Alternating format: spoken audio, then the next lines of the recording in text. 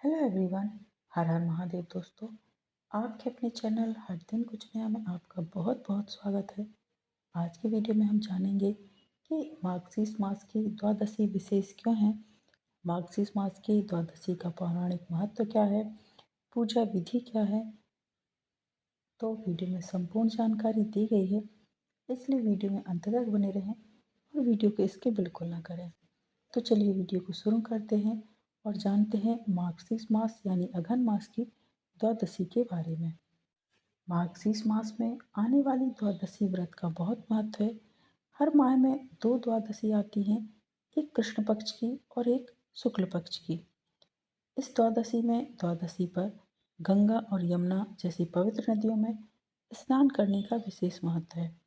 मार्गशीर्ष द्वादशी में यमुना नदी में स्नान करने से भगवान की प्राप्ति आसानी से हो जाती है।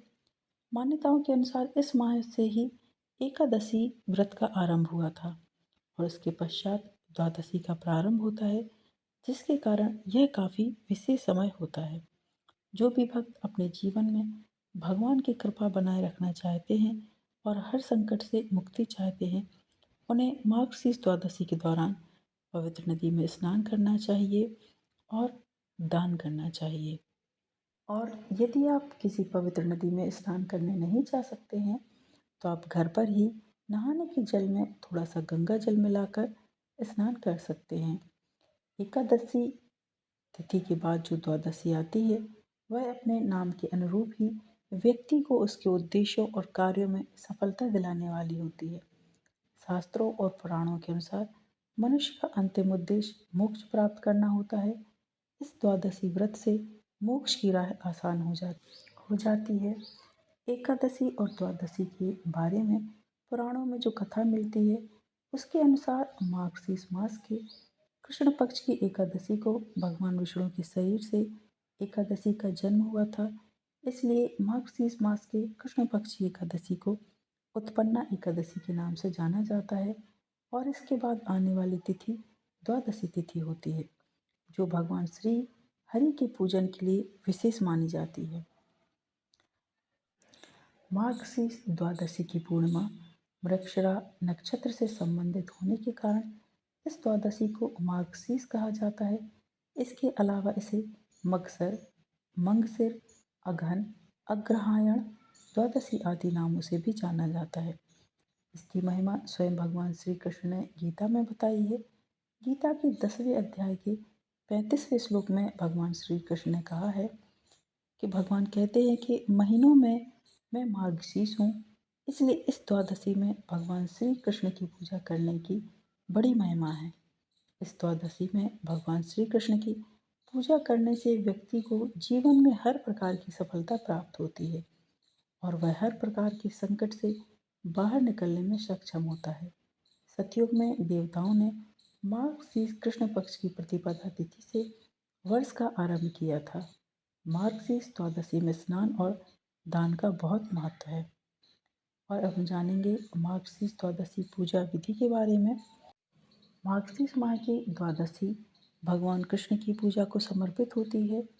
इस दौरान धार्मिक कार्य करने चाहिए, जिससे आपको सौभाग्य की प्राप्ति होती है। और मार्गशीर्ष मास की द्वादशी को कृष्ण जी के नामों का जाप करना बेहद ही शुभ माना जाता है। इस द्वादशी पर भगवान श्री कृष्ण को प्रसन्न करने पर विशेष जोर दिया जाता है। मार्गशीर्ष द्वादशी श्री कृष्ण भगवान को अति प्रिय है। इस द्वादशी में मुरलीधर की पूजा करना बहुत ही सुफलदायी माना जाता है और मार्गशीर्ष द्वादशी के दौरान व्यक्ति को सुबह जल्दी उठकर स्नान करके साफ स्वच्छ वस्त्र धारण करना चाहिए। उसके बाद भगवान की पूजा करना चाहिए, उन्हें फल फूल नैवेद्य धूप दीप अर्पित करना चाहिए। इसके बाद विष्णु सहस्त्रनाम स्तोत्र का पाठ करना चाहिए और ओम नमो भगवते वासुदेवाय नमः मंत्र का जाप भी करते रहना चाहिए। मार्गशीर्ष द्वादशी के दिन गर्म कपड़े, कंबल, मौसमी फल, बिस्तर, भोजन और अन्न का दान करना चाहिए, जो कि बहुत ही सुफलदायी होता है। साथ ही इस द्वादशी में पूजन सामग्री जैसे आसन, तुलसी की माला, चंदन, मोरपंख, जल का पात्र, आचमनी, पीताम्बर, दीपक आदि का दान करना चाहिए, क्योंकि दान करने का बेहद ही शुभ महत्व माना जाता है।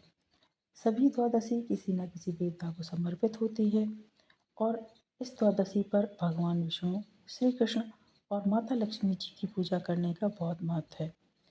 ऐसा माना जाता है कि इस दिन भगवान विष्णु जी और माँ लक्ष्मी जी की पूजा करने से घर में सुख समृद्धि आती है और भगवान कृष्ण की पूजा करने से मन को शांति मिलती है। और यह दिन मात्र पूजा के लिए ही नहीं, बल्कि यह महीना पितरों की शांति और मोक्ष प्राप्ति के लिए भी खास माना जाता है। तो आप इस महीने में श्री कृष्ण भगवान, श्री हरि विष्णु एवं माता लक्ष्मी जी की पूजा करके उनकी कृपा प्राप्त कर सकते हैं। लेकिन इस तरह आपको तामसिक भोजन नहीं करना है, जैसे कि लहसुन, प्याज या मदिरा का सेवन बिल्कुल भी नहीं करना चाहिए। तो ये द्वादशी से संबंधित संपूर्ण जानकारी थी।